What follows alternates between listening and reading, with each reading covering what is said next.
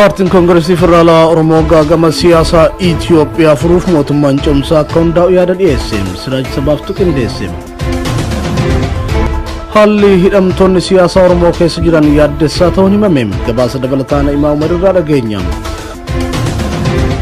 Hawaasni Oromoo karrayyuu gara adda waraanatti duuluuf qophii xumure jechuun propagandaan bilxiginnaan fayyadamaa jirtu. Kijiba dhugarraa fagaatee ta'uu jiraattonni OMN itti himan boodarraa haasofna.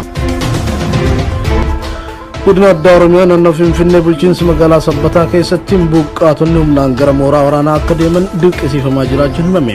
Naa'imaa Umar waan qindeeffatte qabdi.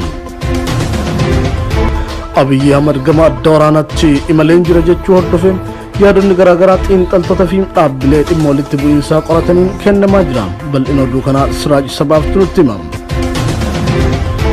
Finfinneetti dhiyoo kan jirtu magaalaa Dabra Birhaanitti muddamni guddaan uumamuun dhagahame.